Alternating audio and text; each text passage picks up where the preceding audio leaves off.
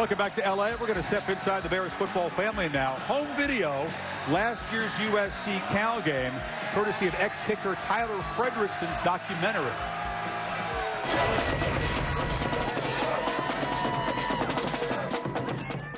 Hey, it's a total lack of respect for them to stand on the 50-yard line and say it's their house.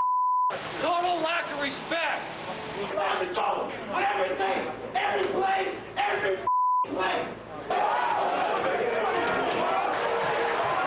Push out!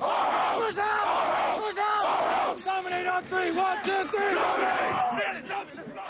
That was certainly a signature win for Cal and its 42-year-old head coach Jeff Tedford. Suddenly the NFL took notice, but last summer Tedford said no thanks to the Chicago Bears to stay with his Bears. That's an intriguing decision when you consider this coach's unique and difficult life journey.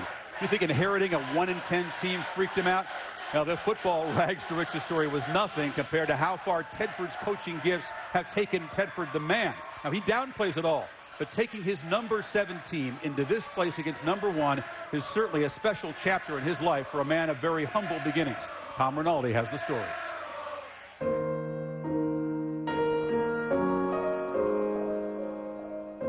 On the field, you don't see the alcoholic father who left him. At practice, you don't see the warehouse he lived in.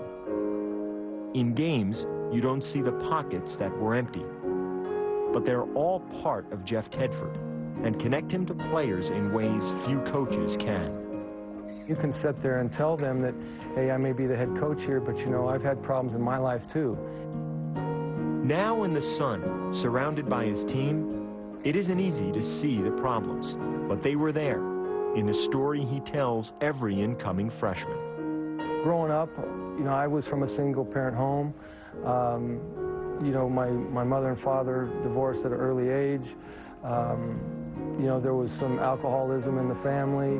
I didn't really know my dad after I was 9 years old. Didn't spend much time around him. Instead, Tedford spent time alone, growing up on the streets in Downey, California. Football was the only constant as he headed to junior college with little to rely on, including any place to call home.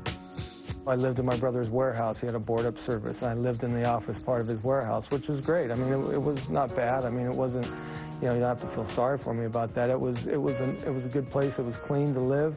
You know, didn't have a shower or anything, so I had to go to school to shower. But I was trying to just kind of find, you know, make ends meet from time to time because I had to work part-time jobs or whatever, and just to try to survive. Then, as now, football was his survival.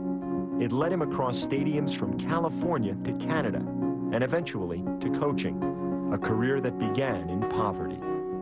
I left the CFL and came back to be a volunteer assistant coach at Fresno State, and had a wife and a kid, and didn't make a dime the whole year, and had spent all the money that we had, and was down to nothing. And I'll never forget the day that we were walking to the store, my wife and I, and our little baby, and we wanted to get this certain kind of cookies, and we couldn't afford to get it. And I just remember walking home that night thinking, man, I got to do something here. More than a decade later, in his first head coaching job, Tedford has done something no one thought possible at Cal, inheriting a 1-10 team in 2001 and placing them in the top 10 3 years later. He has incentives to pay him $1 million a year or more now. But with that success, with players who view him as a father and a mentor, he still pays a price at home, as he's done most of his life. How often do you see your own family during the season? Well, I see them on Thursday nights and on Sunday morning, and Saturday night after the game, and Sunday morning before I come to work. But what is toughest about that for you?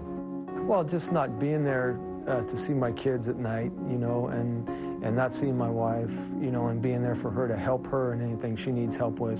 She is like a single parent through the season. There's no question about it. I mean, I'm not home myself, but my kids understand. They know that we're in this as a family. You know, they have as much invested in this as I do. You know, Tedford considered a godfather by quarterback Aaron Rodgers. Jeff MacArthur, the receiver, has a very special relationship. Tedford actually gave MacArthur a kiss after the Stanford game. It symbolized a big moment in his career after some tough beginnings. And, you know, coaches for Cal get together after the warm-up, kind of have a group hug, wish each other luck. It's nice. Tedford, not to the USC fans here, but Tedford, by the way, he's the last guy to kind of relish attention, but you can't help it. He's become a cult figure. The Ted Head T-shirts in Berkeley.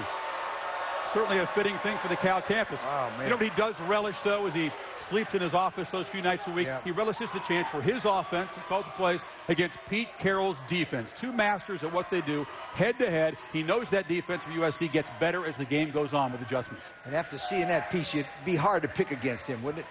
I'm telling you, that Cal, I'm telling you, most people would, but not me.